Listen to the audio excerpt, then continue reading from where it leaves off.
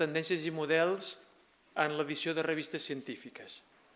La temàtica, les revistes científiques, que és una mica la temàtica que ens reuneix avui aquí i que ens interessa a tots. L'audiència que estem aquí representats són tant gent que estem treballant en biblioteques acadèmiques com també editors o estudiants de doctorat, són una mica les persones a les que hem adreçat aquesta jornada.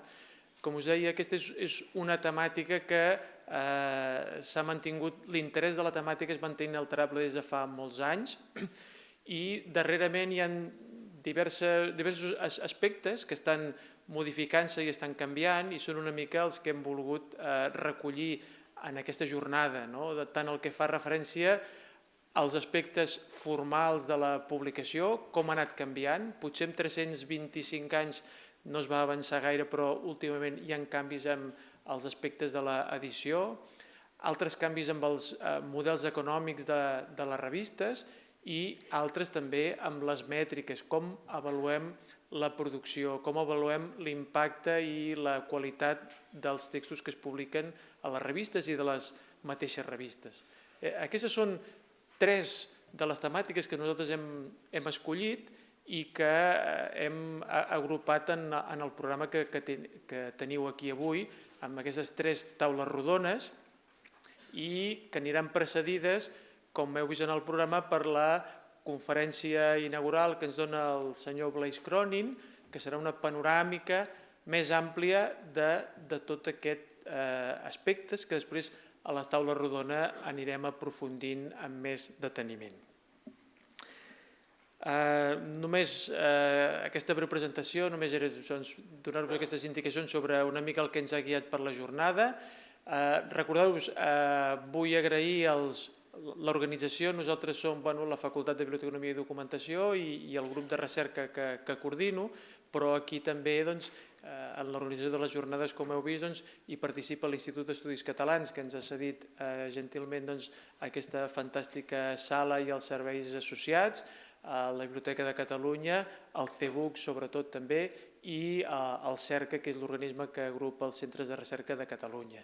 Una mica aquestes institucions que estem treballant també en l'àmbit de les revistes científiques a Catalunya, ens hem plantejat una mica la jornada com un punt de trobada de persones que estem interessats en aquesta temàtica, a les quals us presentem uns ponents que jo crec que ens poden aportar el seu coneixement en aquests assumptes que ens preocupen i a partir dels quals podem fer les preguntes, els comentaris, els suggeriments que semblin oportuns, perquè en totes les sessions hem previst també una part de discussió i de debat amb els ponents.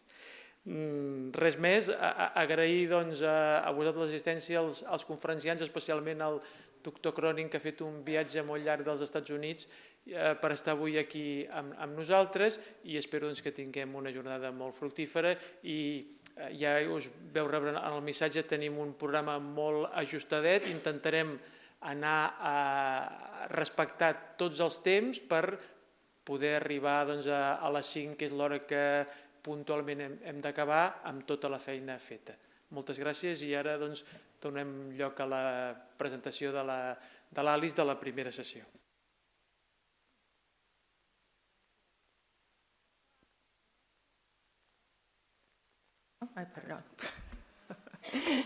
Bon dia, gràcies Ernest. És un plaer estar aquí amb vosaltres aquest matí i sobretot tenir l'oportunitat de presentar a una persona tan prestigiosa en el nostre camp com és el professor Blaise Cronin. Su gran experiència cobreix un ventall de temes, de càrrecs, de responsabilitats i també de zones geogràfiques, i ara explicaré una mica. I aquesta gran experiència segurament ens aportarà perspectives molt valuoses per la resta de la jornada. En quant a la gran experiència, amb temes, mirant la llista de publicacions, ha tocat molts temes d'interès, clar, al llarg de quasi 40 anys, 35 anys. Un article molt recent que ha fet, una nota, més que article, per exemple, és la reflexió sobre potser s'està escrivint massa, hi ha massa comunicació. I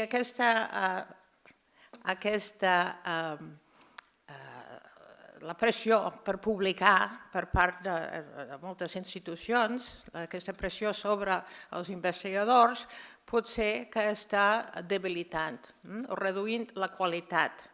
I fa referència, tots sabem el que és el fast food, i ja sabeu que hi ha un moviment de slow food, de no anar amb tanta pressa, de prendre les coses més amb calma, de millorar la qualitat.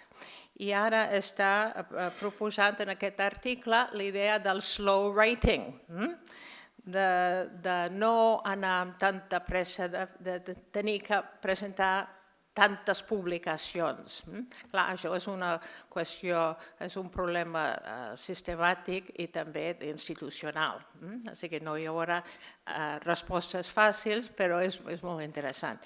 En quant a les responsabilitats, els càrrecs que ha portat a terme, ha realitzat al llarg de la seva vida professional, ha estat professor en diferents institucions a Gran Bretanya i als Estats Units. Actualment és professor de la Facultat de Biblioteconomia i Informació a la Universitat d'Indiana, que és als Estats Units és una de les més conegudes, les escoles més reconegudes. També ha exercit com a degà d'aquesta mateixa universitat, d'aquesta facultat. Per altra part, és redactor de la revista també molt prestigiosa en el nostre camp, la Journal of the... Ara l'haig de llegir, sinó... American Society for Information Science and Technology, des de l'any 2009, i també és consultor. I ha actuat de consultor a institucions també molt prestigioses, com pot ser l'UNESCO, l'OTAN, etc. Així que és un gran plaer tenir el senyor Cronin. En quant a la formació, és d'Irlanda, la República d'Irlanda originalment, va fer els estudis superiors, acabant amb un doctorat en les ciències de la informació a Belfast, a Irlanda del Nord, i ha rebut molts premis i ha estat galardonat en moltes ocasions. La més recent és la medalla de Derek de Solla Prince, l'any 2013, per la contribució destacada en el camp dels estudis quantitatius de la ciència. Així que és un gran plaer poder presentar aquest convidat tan distingit. Welcome. Muchísimas gracias, Alice. Buenos días, señores. And now in English, I apologize. For the next hour, I will try and speak slowly. It's painful, I know. I want to do three things. I want to talk a little about life as an editor of the Journal of the American Society for Information Science and Technology, the problems, the challenges that an editor faces on a day-to-day basis. I then want to look at developments more generally in the ecosystem of scholarly communication. And lastly, I want to say a little bit about metrics and the development of what are called altmetrics or alternative metrics, and the implications of these kinds of metrics culturally, systemically, and socially for the conduct of science and scholarship. But let me start, as Alice said, with the journal. Many of you I imagine, have done editorial work. You edit a journal. You're on an editorial advisory board. Some of you know JASIST. JASIST is changing its name because the American Society for Information Science and Technology no longer exists. It is called the Association for Information Science and Technology. It has gone international. It is no longer acceptable to be American. And so the title of my journal will change, whether I want it or not. C'est la vie ça. So JASIST will, at the end of this year, it will still remain JASIST, the acronym, but it will be Journal of the Association of Information Science and Technology. JASIST is not Nature, but it's a large-ish journal. We publish 12 issues a year, roughly 250 pages per issue. It's a lot of papers. It's a lot of work. I receive roughly 700 manuscripts a year. I desk reject 40% of those myself. The remainder we send out for single blind review to on average 2.5 reviewers. But it is a very large operation, and I'm going to describe it a little bit more in detail. But before that, I was for 10 years editor of the Annual Review of Information Science and Technology. When I was a student in Belfast, I used to read the Annual Review of Information Science and Technology. But it was a print-based publication, and the sales were going like this, year after year after year. And the publisher would increase the price year after year after year. These two very traditional related curves, sales going down and price going up. The publisher had an embargo. You could not access the electronic chapters in Arist through the Wiley-Blackwell library for 18 months. That meant people had to wait. Quite a number of authors were unwilling to publish in Arist because it was not open access, it was not green. And so Arist died last year. After 45 years, it ceased publication. And that's an example of the effects of systemic change in the world of scholarly communication. That is the grim reality, the business reality of scientific publishing, for Arist at least. This is a very simple illustration of the stakeholders involved in scholarly publishing in the case of my own journal. It's not generalizable and it's not necessarily typical, but it is illustrative. In the middle, me, the editor-in-chief, and I interact with all of the other red circles. Authors who are academics, readers who are academics, libraries which represent academics, an editorial board comprising academics, reviewers, thousands of them, who are academics, and the society, the American Society for Information Science and Technology, which is primarily a society of academics. So this is an industry, a business, an enterprise comprised principally of academics, with a couple of exceptions. And two of them are in white. This is the infrastructure, the people who provide, in this case, access, workflow management through what is called Scholar One. It's the production managers, it's the proofreaders, it's the copy editors, and the system that supports the whole enterprise. But those are commodity services. They could be insourced or they could be outsourced. They could certainly be replaced. These particular enterprises are not necessary. And lastly, we have the publisher, one of the world's three big scientific and technical and medical publishers, Wiley-Blackwell. The other two are Elsevier and Springer. Wiley-Blackwell is the publisher, and Wiley-Blackwell and the society have an agreement, a formal business contract, which is renewed or put out to tender every 5 or so 7 years. So the only real commercial entry in this is Wiley-Blackwell. And this illustrates the tension that has led to the growth of the, I would call it, a liberation technology of open access. That the stuff, the material, the raw material is produced by academics.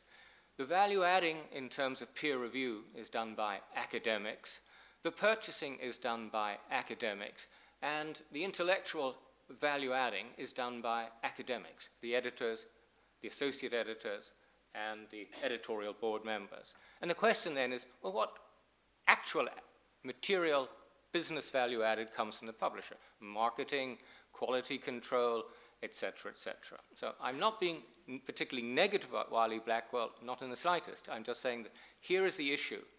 We produce the material, we consume the material, we edit most of the material. Why don't we control the entire enterprise? And I remember writing a paper in 1987 in the British Journal of Academic Librarianship saying, why do we not vertically integrate? Why do universities not take over the entire enterprise of scholarly publishing? Well, it's very easy to say, but it's impossible to organize it on a large scale. It is not something you could orchestrate.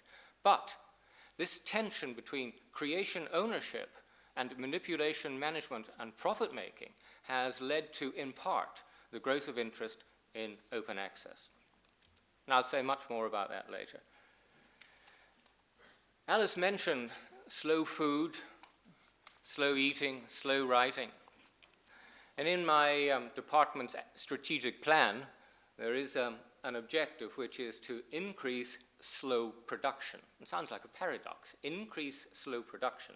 I want to have my colleagues think a little longer, let the ideas marinate, let them gestate more slowly, and not rush to publish. One of the things I see as an editor, a tendency, and you know this, for authors to slice their work as thinly as possible. One paper in your journal, one in your conference, and one in your book, and another one in your journal.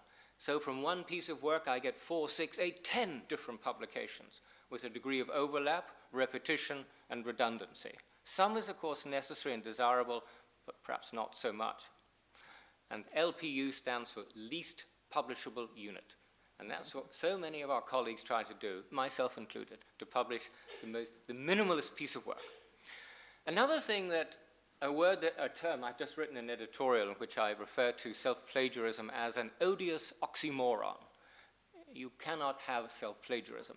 But the term is now very widely used, including by bodies like the National Science Foundation. And what I mean by that is the tendency for authors to reuse verbatim large chunks of their own work without attribution, stealing from themselves in a sense. But that's not really theft, it's just ethically questionable behavior.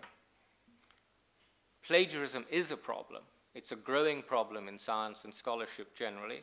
It is very hard as an editor to detect when somebody is cheating, when the data are fraudulent, when the data are corrupt, when the statistics are incomplete, when the statistics are simply wrong.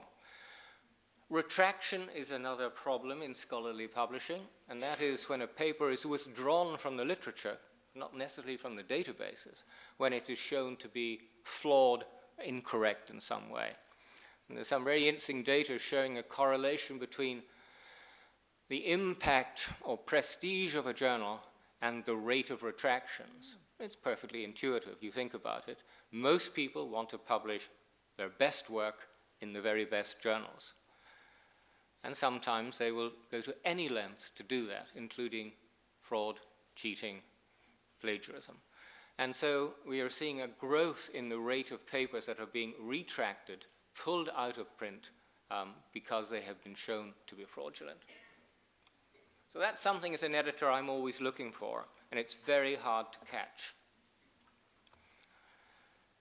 JASIST is Journal of American Scientific and Science and Technology, is a generalist journal. It's not just about information retrieval, it's not just about data fusion, it's not just about bibliometrics, it's not just about information seeking, it's not just about bibliographic control, it's not just about information theory, it's about all of these. It's very wide-ranging.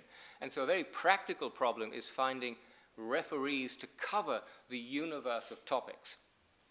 And in any year, we will approach something like 2,000 to 3,000 different individuals. So think of the burden that that places upon scholars. As many of you know, being asked to review papers week after week for journals, for conferences. It creates a kind of systemic stress and a kind of exhaustion or fatigue among reviewers who are being asked over and over again to give their time voluntarily.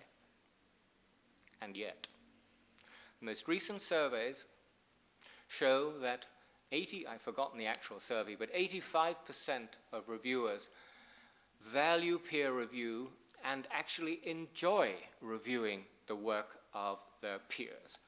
So the system, despite all the criticisms, continues to work more or less effectively. It is, in the words of Winston Churchill, speaking of democracy, the least worst form of review that we have, or mechanism for quality control. Now, I could talk for an hour on peer review, the different modalities, open peer review, crowdsourcing, pre-peer review, post-publication peer review, open peer review, semi-open, single-blind, double-blind. For the record, JASIST uses single-blind. And there's a great deal of speculation and also a considerable body of research on the degree of bias in peer review. We like to think that it is all honest and above board. Some of us like to think that it's not quite so honest and above board, but the evidence is actually quite revealing when looked at closely. There is much less bias, gender-related, for example, age-related, institution-related, than we might imagine. We've done a large meta-analysis of studies of peer review. It's published in JASIST.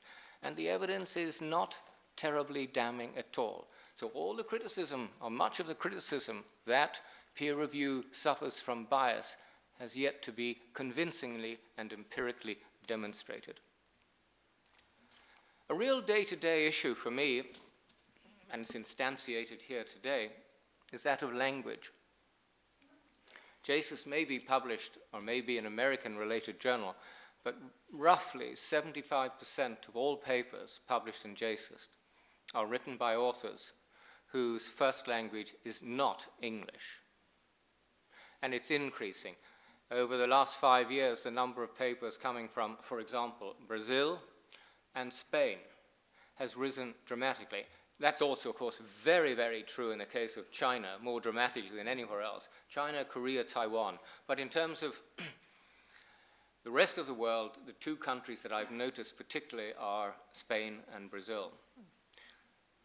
Now, what do we do?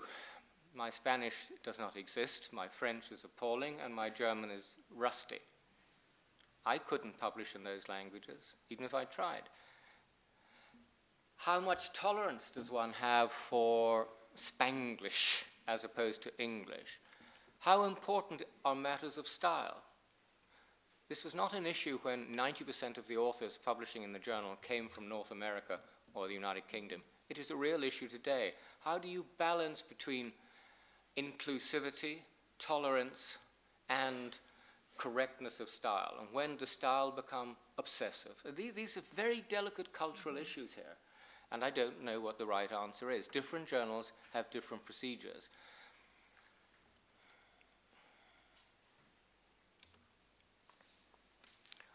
I wrote another editorial recently on handling data. This is, of course, a major issue for journals in fields like astronomy, high-energy physics, climatology, biomedical research, where in many cases the data are the paper, the data are what matters. How does an editor, how do editorial boards check the reliability of data? Do you go back and rerun the tests? Do you rerun the statistics? Do you try and replicate the study? How do journals make available data sets, working with other institutions and with authors, to ensure that material can be, if necessary, replicated, checked, built upon, extended, or used in some way downstream in a commercial fashion? How do we make available the instruments, the protocols, the procedures, the tools, the data that researchers use? If you can't access those, you can't easily replicate the work. So journals are having to develop policies to accommodate and to make available data for users who might like to test, rerun, modify, amplify, extend published work. So, and Thomson Reuters has recently produced its Data Citation Index. If I cite you for writing an article, why don't I cite this gentleman for producing an incredibly rich data set? How can we ensure that data are cited in exactly the same or a similar way to traditional bibliographic citations? And how do we reward people who create data? We reward people who produce articles, who publish papers. Why shouldn't we reward people who produce data sets that are demonstrably useful to other people? And agencies like the National Science Foundation, and I'm sure many others, now require researchers to state up front how they are going to manage data post-publication to make it openly and freely accessible. You can look at this when it's on the web. It's from Australia, just a simple illustration of how you give each data set a digital object identifier so that it is uniquely locatable. And this allows other researchers to access the data set. It can then be cited uniquely, explicitly, and clearly, and citations to that data set can be counted just as we count citations to an author. And that ultimately leads to recognition and ultimately thereafter to greater reward and success for the researcher who was involved in gathering, creating, compiling, and making available the data. Publishers love to have editors put the journal impact factor on the web page of the journal, 3.5, 2.1290, and so forth. It's a kind of fetishistic practice. And of course, a high impact factor really doesn't tell you anything about the articles in a journal or the quality of the author who produced those articles. And some recent research has shown really quite convincingly a growing divergence between high-impact papers on the one hand and high-impact journals on the other. That's to say, a high-impact paper does not have to appear in a high-impact journal. And increasingly, papers which have an effect are appearing in less prestigious journals. Just look at PLOS, Public Library of Science. PLOS One, for example. A lot of people, whom I know, have published there, rather than try to get published in some of the more established journals. And I think we're going to see a loosening of the corsets as scholars take their work to different outlets, to different journals. Another issue that's attracted some attention and discussion recently is that of what's called coercive citation.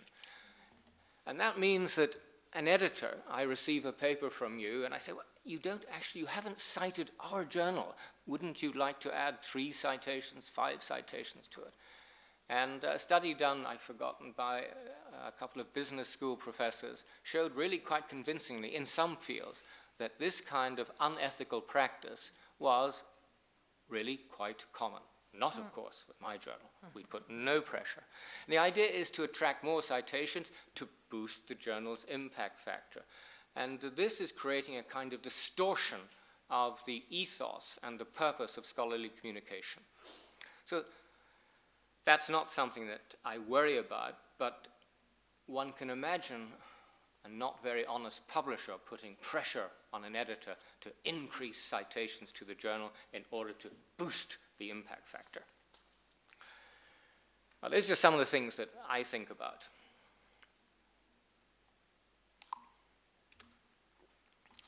I'm sure you can find other data. All of the data in this talk, all of the numbers, all of the figures, all of the percentages, all the statistics are wrong. All of them. A little bit, not such a little bit. They are indicative. They're illustrative. They should not be taken as literally correct. Many of the data are based upon surveys of samples that are more or less representative. So all the data in this talk should be treated with great caution. Anyway, publishing, all I'm trying to say is that scholarly publishing is big business. The number of $15 billion may or may not be correct. The number of journal articles published, peer-reviewed articles, may or may not be correct. But it is big, and it is growing, and the business is getting bigger. Elsevier, as you all know, posted extraordinary, I don't know whether they were pre- or post-tax profits, of I think it was $3 billion. That's an extremely profitable business. Making profits, or maybe it wasn't $3 billion, profits, a profit margin of about 33 or 35%. That is an enormous revenue for a company that is in the business of distributing new knowledge. And then along came the poster child, the mother figure of e-preprints, archive.org. And on the left hand, you have the number of submissions in thousands per month to archive. Again, the numbers don't matter. It's the trend line. It's going in one direction and one direction only. On the right hand, you have the number of downloads in millions per week from archive. So you have submissions per month in thousands, downloads in millions per week. It's an incredibly successful service that works incredibly well for physicists and those working in related fields. And many physicists put their work immediately into archive. When authors send me a paper, before it's gone to review, in many cases it's sitting in archive.org. So that's the first stop for many publishing authors. However, we're working on a study at the moment. And don't mind the little diagram, the insert. What we wanted to do, we know that scholars publish in archive. What about papers in physics and astronomy that are in Web of Science? How many of those papers have also been published in archive.org? And it's not yet 100%. It may well be in 3 years, 5 years' time. But as you can see, in astronomy and astrophysics, about 70%, just less than 70% of the papers in Web of Science are in archive.org. And as you go down through the other specialties and subfields, that figure decreases. So don't assume that archive equals all published physics research. Many of the papers in archive will go on to be published in a journal of record. Now, if you're a physicist and you want to maximize citations to your work, don't just publish in archive, don't just publish in Web of Science in a proper journal. Get your paper first into archive and then into a journal of record, and the aggregate citation count on average will be greater. We have the data for that. It's not here. My only 2 words in Catalan, which is better than none. We were talking last night, and I saw a figure last week, and I quoted it at dinner last night. It was from JSTOR. And the figure was that JSTOR recorded 150 million failed accesses, people who wanted to access, download, take away material in JSTOR and couldn't in 1 year. Now scale that up across all the commercial publishers and think of all the times you log on and you try to access and download a file or get a copy and you can't. That is why open access is such a wonderful thing. It's stating the obvious. The idea is to remove barriers, the tolls, the filters that prevent us having immediate access to the results of publicly funded research, not just in this country, not just in my country, but in every country around the globe. And it encourages a term that's used widely as bibliodiversity, like ecodiversity. It will encourage more local, more regional, different kinds, different genres of scholarly publication and commentary. And what open access does, when we're talking gold, it shifts the whole model, the fundamental model. Today, to put it very simply, the model today is libraries subscribe to journals, big deals, small deals. We pay to get the stuff. What open access does says, you, author, pay the publisher. And once that's done and the paper appears, it is free immediately at point of availability to anyone who wants it. It's a very, very interesting flipping of a business model. And along with open access comes a great deal of discussion about and experimentation relating to open peer review. Do we need to have single blind, double blind? Is it adding value? Is it slowing down? Why not let people comment? Get the work out, and the good work will rise to the top, and the bad work will fade away. And one other thing I think it is very important, and I'll say a bit more about, is that the growth of open access is bringing with it a growth of interest in metrics, numbers about use, interest in, downloads, commentary about, etc. Much more information surrounding the article from the moment it's published. So open access and new metrics equals a new age in scholarly publishing. But it doesn't end with open access in the sense of being able to read material freely. The next step is for the data that come with published papers to be not just readable, but manipulable, to be mineable, to be reusable, to be combinable with other data sets, and to have them available via license, CC BY, for example, for others to make use of, to build on, to create new products, to extend ideas. So making the paper open is part one, but liberating the data, the content of those papers, is part two, to accelerate innovation and inventiveness. Perhaps some of you signed. This was an attempt to demonstrate the scientific community's disapproval of Elsevier's profitability. I said 3 billion a few moments ago. I should have said 1 billion. I checked just before I came here to see how many authors have signed, and this petition has plateaued. 13,000 approximately individuals, scientists, scholars, and others, have signed to indicate their displeasure with big business, big publishing. But put that in perspective, Elsevier alone has something like 600,000 different authors writing papers in its journals.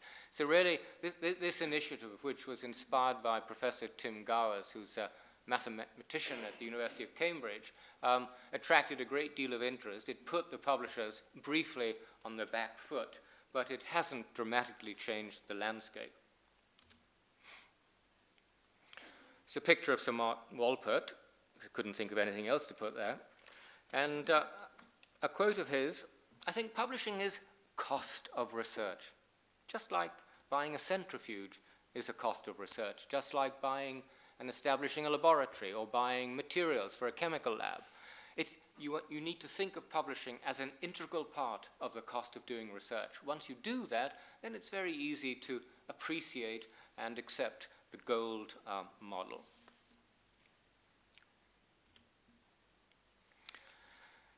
On the left, results from a study in 2011.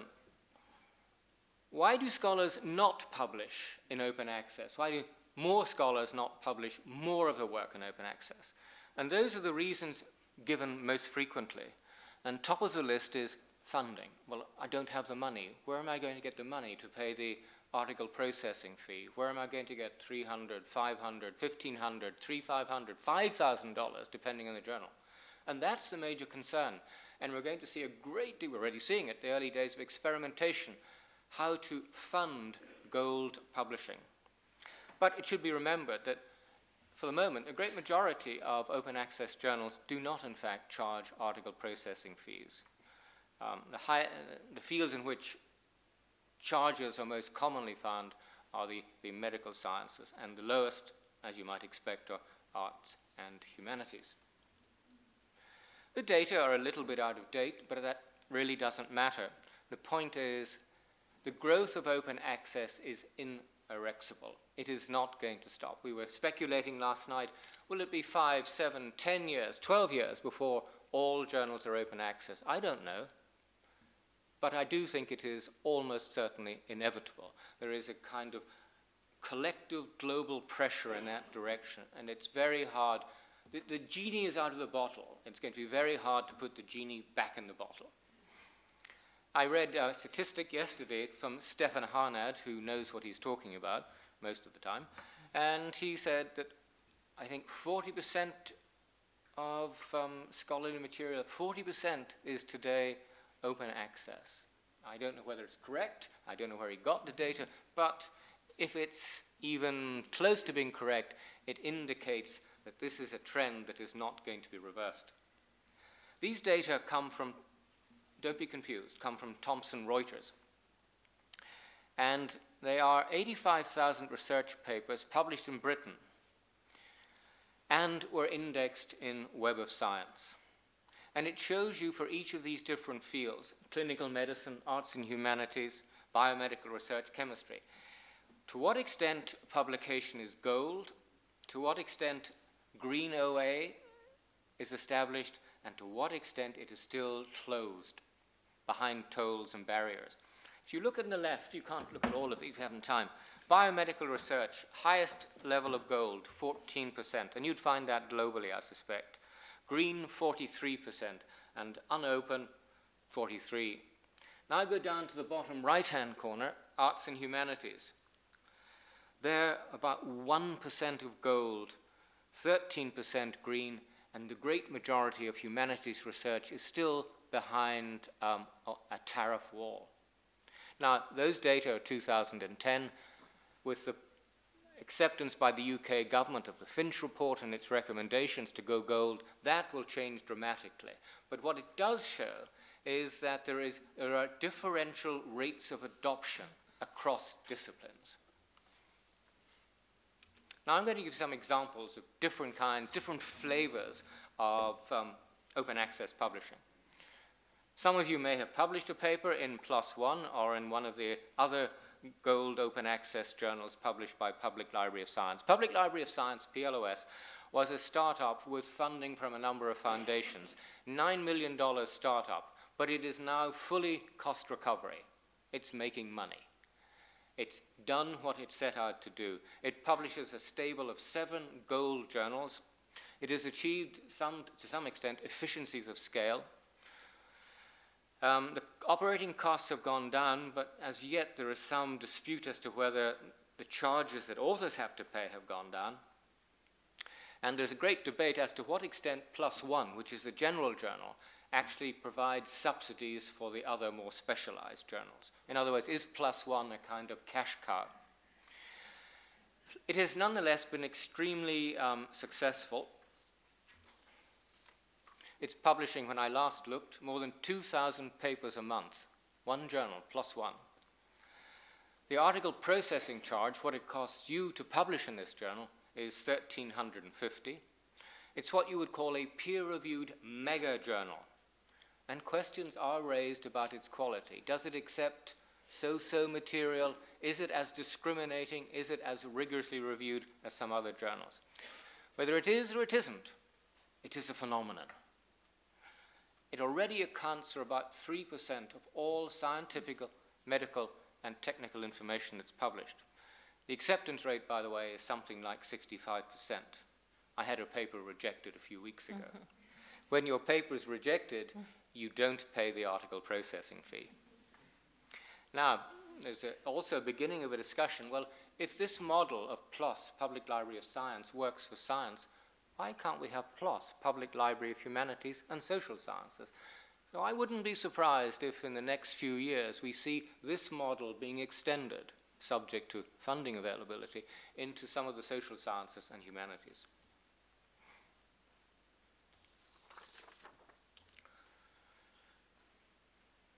Biomed Central, I had written 220, I checked this morning, it's 250 journals, peer-reviewed journals, acquired by Springer, revenues 20 million plus. Authors pay an article processing charge, author holds copyright, and the work is licensed for anyone to use under Creative Commons BY. And this is one of the interesting things, and other companies are doing the same, various membership options are being explored, with universities, with their libraries, to facilitate the funding of authors getting their work published. A publisher that 20 years ago when I was 30 years ago when I started didn't exist 20 years ago, didn't exist almost a decade ago. It's a classic case of a new entrant that has proved really quite successful. It's now fully OA. It's a stable of 500 journals, rejection rate of about 60%, same as JASIST, same as +1. 90% of its articles are published with an article processing charge, and the charges go up to $1,500. As with Biomed Central, there are institutional membership options to make it easier to pay, and it offers highly accelerated peer review.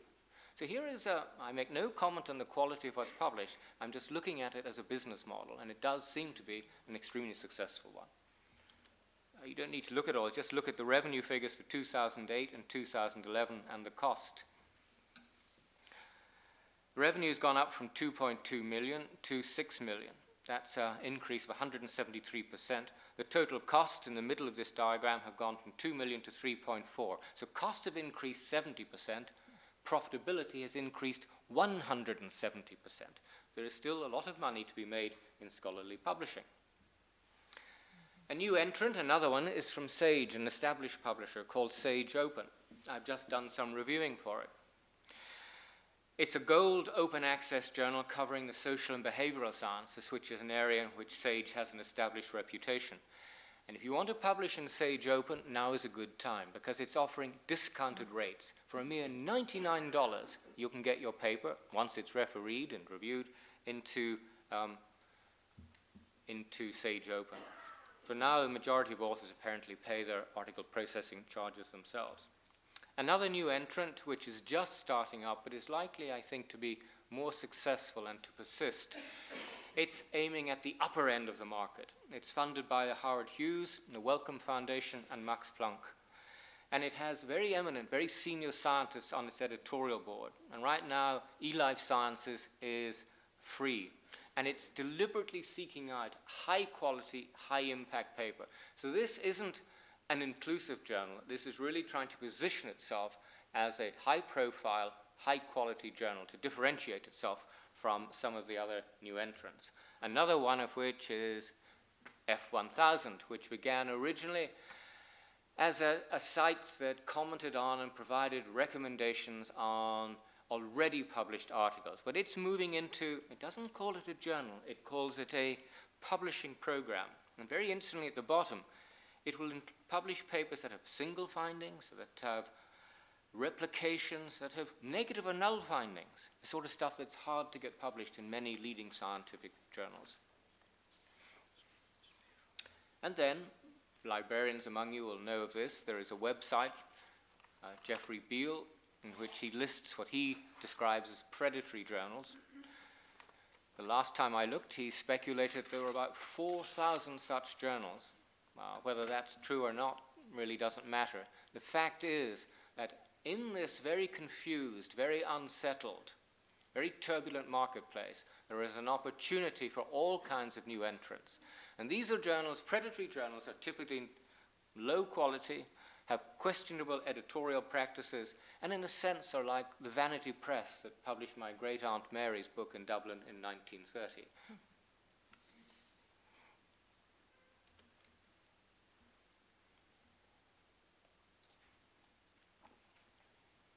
If we can do it for journals, well, why not do it for books? Open Book Publishers is a small company attached to Cambridge University, I think, or at least run by academics from Cambridge University. And it's very small scale, but again, it's an illustration of what can and is likely to happen. It's a book publisher, not journal articles. It's not for profit, and it employs very rigorous peer review, just as you would if you submitted a manuscript to the Chicago University Press or Oxford University Press or MIT Press. Very rigorous peer review. The books are available free for you to read online. If you want to download and take away a PDF, for now you pay a very small token charge, and that, if they can become successful or find funding, will disappear. So this is an early example of applying the open access model to monograph publishing.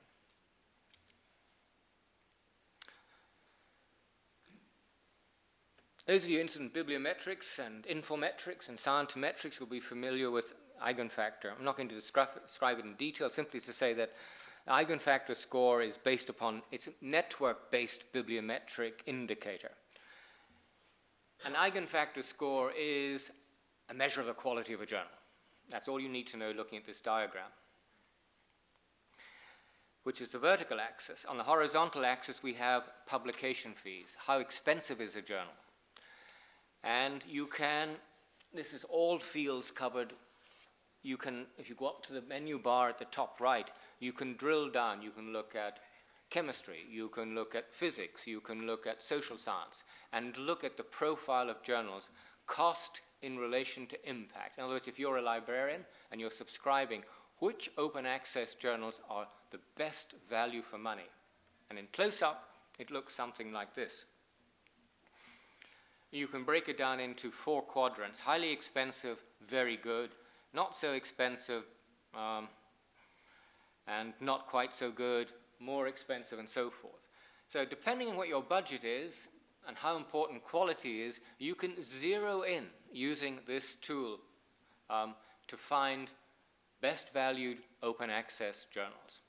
Eigenfactor.org. And again, this will be available, I believe, during the website.